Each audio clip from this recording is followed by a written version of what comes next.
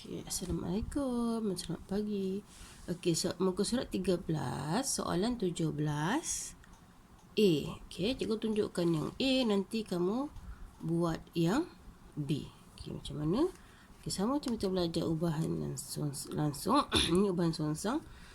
Bilangan jubin besar P yang digunakan dalam pengubahan suaian sebuah bilik tidur adalah berkadar songsang dengan bilangan jubin kecil Q. Kita ada P, kita ada Q. Okey, jika terdapat 300 keping jubin kecil yang digunakan, maka bilangan jubin besar yang akan digunakan ialah 40 keping. Soalan yang pertama, ungkapkan P dalam sebutan Q. Ini macam kita buat. P dalam sebutan Q, maksudnya kita tengok dia kata P berubah secara songsang dengan Q. P berubah secara songsang dengan Q. Okey, ingat lagi macam kita buat hari tu kan. Okey, lepas tu jadikan dia P sama dengan K per Q dalam bentuk persamaan. Lepas tu dia kata, jika terdapat 300 keping jubin, jubin ialah 300, P ialah 300, Q, maka bilangan jubin besar ialah Q. Okey, jubin besar ialah Q. Jubin kecil Q. Jubin kecil Q, sorry. Okey, jubin besar ialah P. P berapa? P ialah 40. Nah, baca dekat soalan sini. Okey, lepas tu apa kita buat? Masukkan P ke dalam persamaan. P ialah 40 sama dengan K per Q. Q ialah 300. Nakkan K ini kamu kena darab. 40 darab 300 sama dengan K. Jadi berapakah K? K sama dengan 12,000 per 12,000 kan. K 12,000, boleh dapat K 12,000. Dah habis ke belum ni? Sama satu ya. Belum kan, sebab kita kena ungkapkan P dalam sebutan Q. Maksudnya P sama dengan 12,000 per Q. Okey, baru siap soalan nombor 1 Roman. Okey, untuk soalan nombor 2 Roman, dia bilang cari bilangan keping jubin kecil yang perlu digunakan jika bilangan jubin besar yang digunakan ialah 1,200. Kalau P 1,200, berapakah Q? Macam tu dia nak tanya. Q tu yang kecil, P yang besar. Jadi ambil persamaan tadi yang kita buat ini. Okey, P sama dengan 11,000 per Q. Masukkan P. P 1,200 sama dengan 12,000 per Q. Lepas tu kamu tukar tempat saja. Kalau begini kita tukar tempat je ni. Okey, tukar tempat. Q sama dengan 12,000 bahagi dengan 1,200. Dia ambil kalkulator, kamu kira, kamu akan dapat Q sama dengan 10. Maka bilangan jubin kecil yang digunakan ialah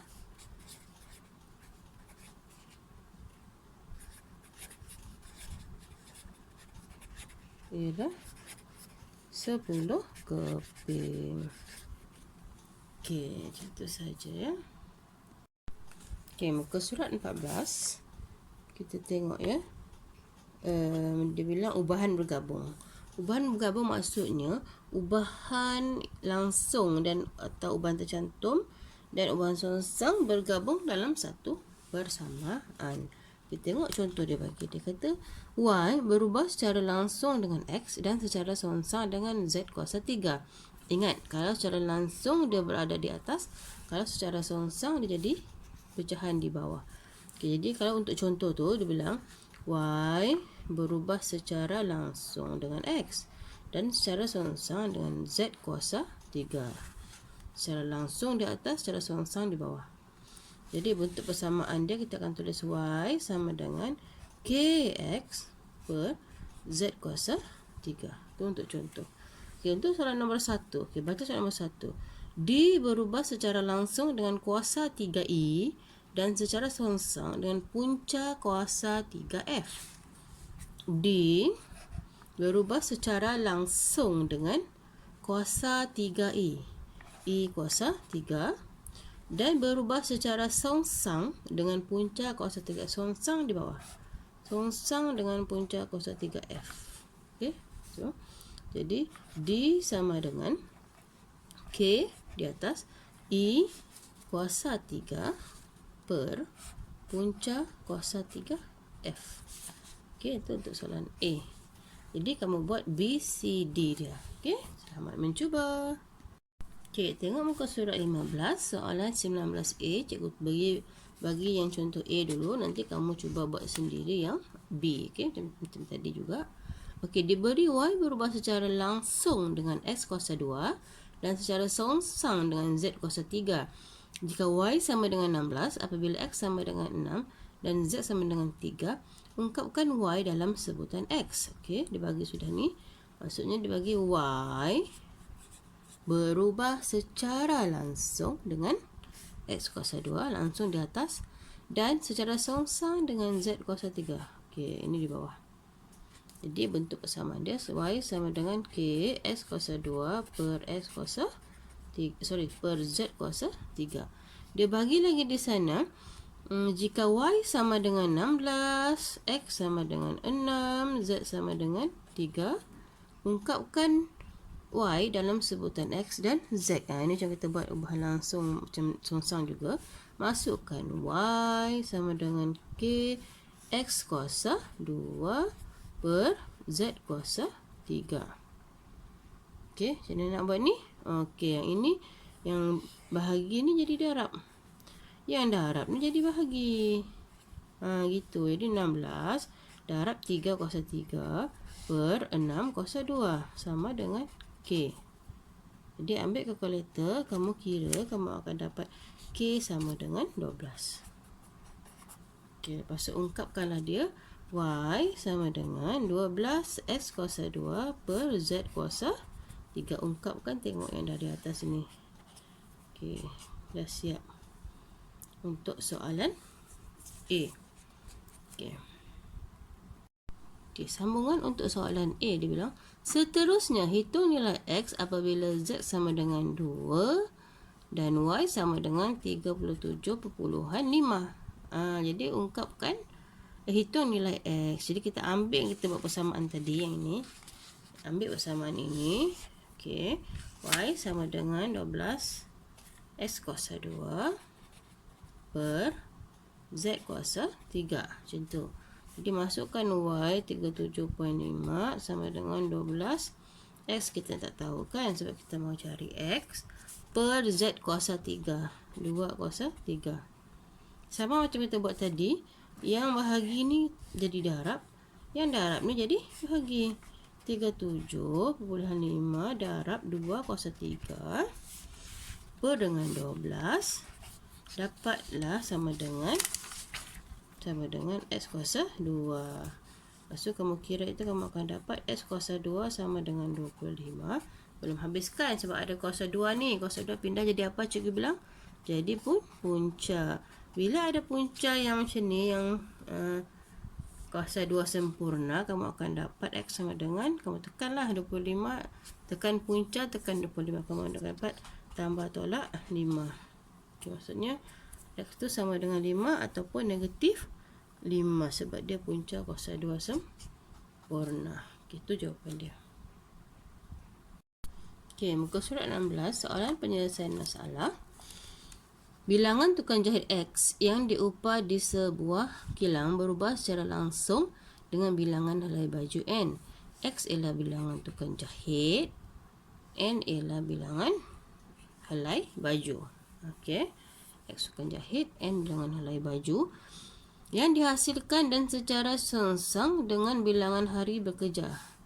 Dan D, kita ada D lagi. D hari bekerja,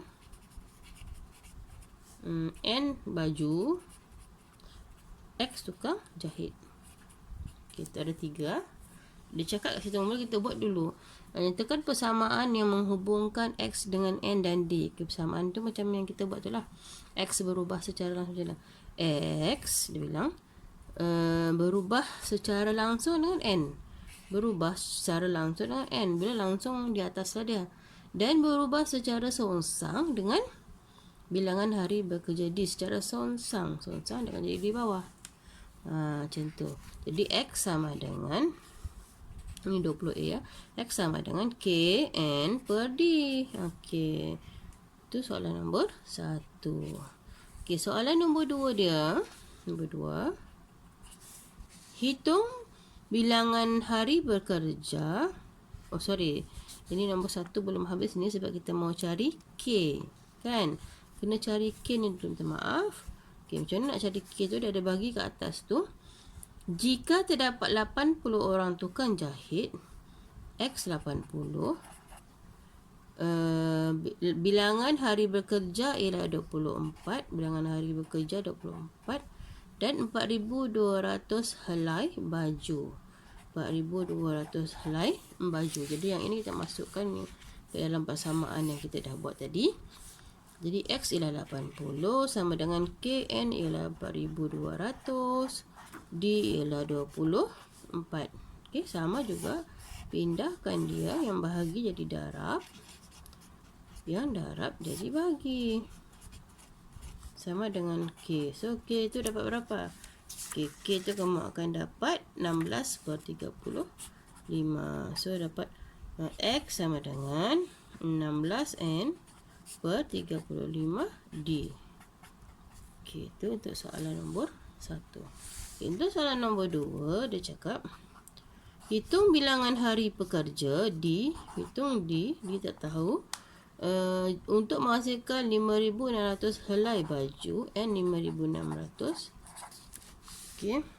Dan dengan 40 orang pekerja. Dengan 40 orang pekerja. X 40 kan? Sebab X tu tukang jahit. Tukang jahit tu pekerja.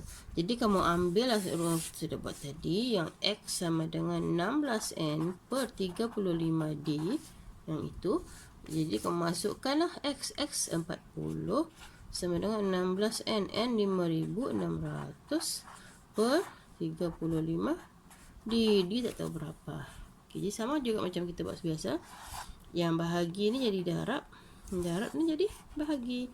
40 darab 35 per 16 darab 5,600 sama dengan D.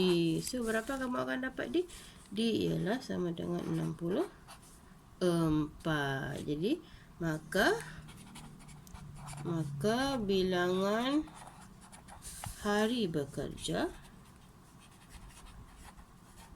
ialah 64 hari. Okey, dah siap. Jadi kamu cuba buat yang B ya. Okey.